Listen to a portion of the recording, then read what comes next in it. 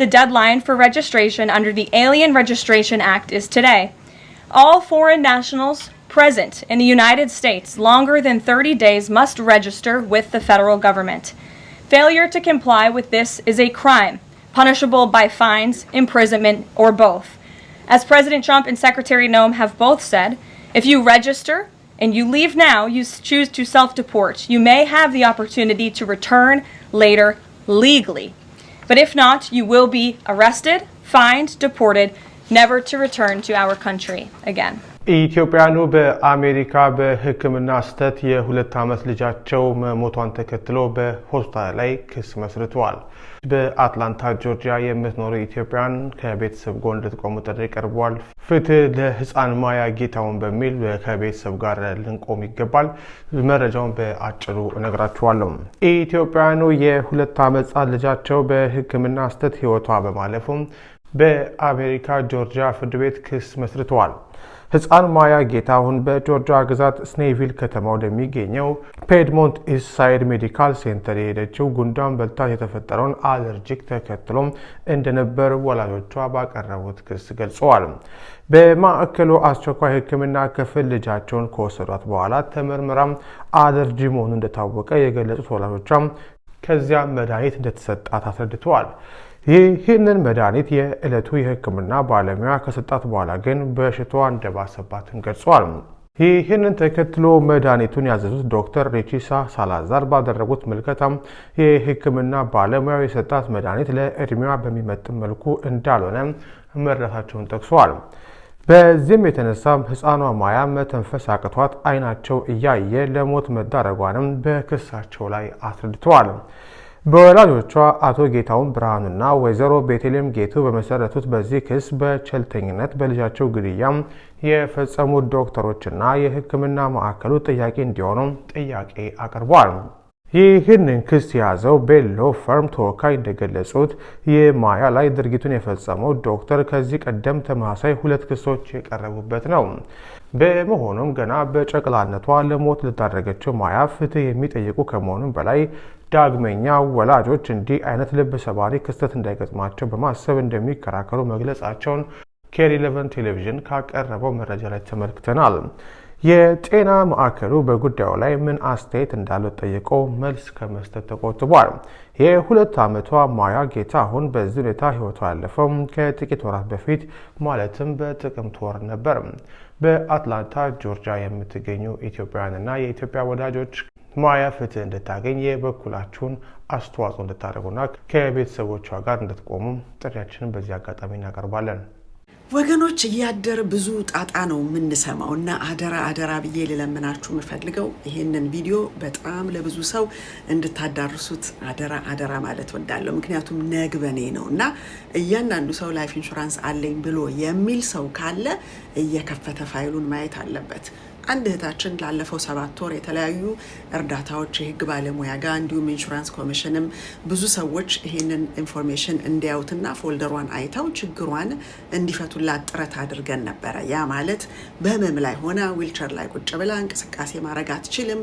አክቲቪቲ ኦፍ ዴይሊ ሊቪንግ ተብሎ የሚጠራው ኖርማሊ ሁለቱ ከጎደለ ቤኔፊት መቀበል ይችላል የሚለውን ሶስቱ ጎሎባት አልከፈል ብሏት በዚህ በፒራሚዱ በግርግሩ በቄስ በዳቆን በፓስተር በሚታወቁ ሰዎች በተለያየ ኢንጂነር ዶክተር ምናምን ባሏ ሚስቱ ምናምን በላችሁ ያደረጋችሁት ነገር ዛሬ ላይ እቺ እህታችን ላይ ያመጣው ለሌሎቻችሁ ነግበኔ ስለሆነ እንድትማሩበትና ፈዱሻሪ ወደሆነ ባለሙያ ኤኒዌር ሄዳችሁ ራሳችሁን መከላከል የምትችሉት ነገ የምትጠብቁት ነገር አለ ወይስ የለም የሚለውን ነገር እንድታዩበት ነው። የዚች እህታችንን ለምሳሌ በምን ምክንያት የሚለው ከኢንሹራንስ ኮሚሽኑ ይሁን ከተለያዩ ጠበቆች ይሁን ለምን ላታገኝ ቻለች? ምክንያቱም ሊቪንግ ቤኔፊት አለው ተብላ ተሽጦላታል። 24% ኦፍ ዘ ዴት ቤኔፊት ታገኛለች ተብላ ነበር። ለምንድን ነው ሶስት ነገር አጎድሎ ያልመጣው ብለን ስንል future value of present death benefit, future value of present premium and future premium የሚባል ነገር የተለያዩ ነገሮች ውስጡ አሉት። ያ ደግሞ በጣም አስጨናቂ ሆኖ እንዲህ ከሆነማ ሰው ህሊናውን ሸጦ ሰው ለመጉዳት ነው የሚያደርገው ማለት ነው በሚል እኔ ራሴ ዛሬ ከ10 በላይ ኢንሹራንስ ካምፓኒዎች ጋር ደውዬ ይሄንን ወረቀት ልኬ የእነሱን የአንደርራይቲንግ ሁኔታ ሰው በዚህ ሁኔታ ላይ ቢታመም ጠቅላላውኑ እንዲህ አይነት ፎርሙላ ትጠቀማላችሁ ይስል ለምን ብለን ላይፍ ኢንሹራንስ አይደለም የምን ፊውቸር ቫልዩ ፕሬዘንት ቫልዩ የሚባለው ይሄ እኮ አሴት አንደር ማኔጅመንት ስታክ ማርኬት ውስጥ ያለ የቫሪያብል ፕሮዳክት አይደለምና አይ ዶንት ኖ ለምን እንደዛ እንደተጠቀሙ አናውቅም። እኛ ግን ይህች ሴት አሁን በዚህ ባለችበት ከ5% እስከ 25% ያውም 3ቱን ሊቪንግ ቤኔፊት አታለች ከተባለ 24ቱንም % ለ4 ዓመት መቀበል ይገባት ነበር ብለው ኢንሹራንስ ካምፓኒዎቹ ራሳቸው ያላቸውን ፎርሙላ ሳይተው እጅግ ደንግጠዋል ማለት ነው። ስለዚህ ድርጅቶችንም ግለሰብንም ጠበቃንም እንዲሁም ደግሞ ኢንሹራንስ ኮሚሽኑም ልናግዝሽ ያልቻልንበት ምክንያቱ ኦሬዲ ሊቪንግ ቤኔፊት አለው ቢልም አንደኛው ፔጅ በዚህ ፎርሙላ ግን እንደማትቀበይ አውቀሽ ተስማምተሽ ነው የሚለውን ነገር ምን በሚል ስቴትመንት እንዳሰፈሩት እዚህ ላይ እንድታዩት አቀርብላችኋለሁ። አይተነው እንመለስ። ኢንሹራንስ ኮሚሽኑ ከላይ እንደምታዩት እንግዲህ ማንኛውም የኢንሹራንስ ፖሊሲ በኢንሹራንስ ተጠቃሚውና በኢንሹራንስ ካምፓኒው መካከል የሚፈረም ነገር ስለሆነ ሁለቱም ያላቸው ሪስፖንሲቢሊቲያቸውን ያውቃሉ ማለት ነው። ስትፈርሙ ይከፈላችሁ አይከፈላችሁ ምን አይነት ስቴትመንት እንዳለው በሻጩም በኩል በራሳችሁ ማንበባችሁ ተረድታችኋል የሚል ነው።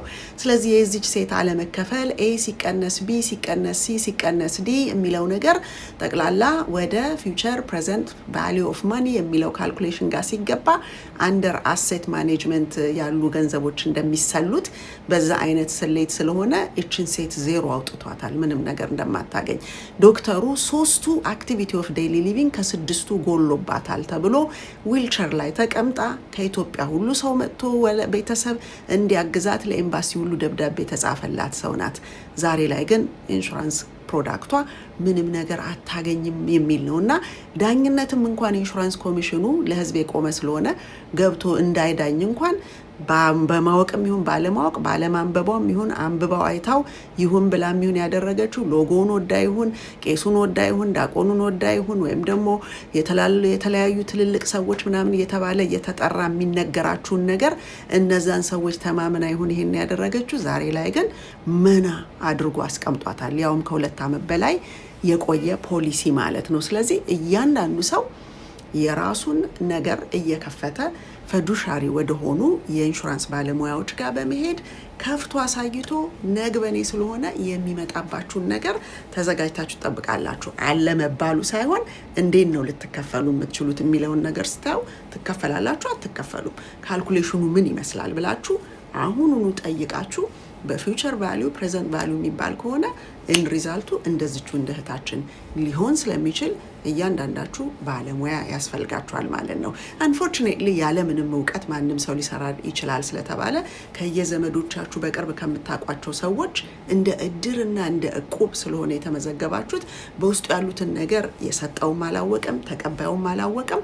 አደ ኢንድ ኦፍ ደ ዴይ ችግር መጣ ሲባል በጆሮአችሁ የሰማችሁትና ሪያሊቲው ተለያይቶ ቁጭ እያለ ስለሆነ እኔም ራሴ አሁን ይችን እህታችንን በነፃ አገልግሎት የሰጠዋት ልጅ ነችና በብዙ ሁኔታ ውስጥ የምንሰማው ነገር እጅግ ጆሮን ጭው የሚያደርግ ነገር ስለሆነ ራሳችሁን ጠብቁ። ፋይላችሁን ከፍታችሁ ኤኒቲንግ ፕሬዘንት ፊውቸር ቫልዩ የሚል ነገር ካለ ቴክ ኢት ቱ አ ፕሮፌሽናል ኤንድ ራሳችሁን በመፈልጉት መንገድ ቁጭ አድርጋችሁ ቦታችሁን መያዝ አለባችሁ እንጂ ችግሮች ሲመጡ ሲታመሙ እንዲተደናግጣችሁ አውላላ ሜዳ ላይ መቅረት የለባችሁም።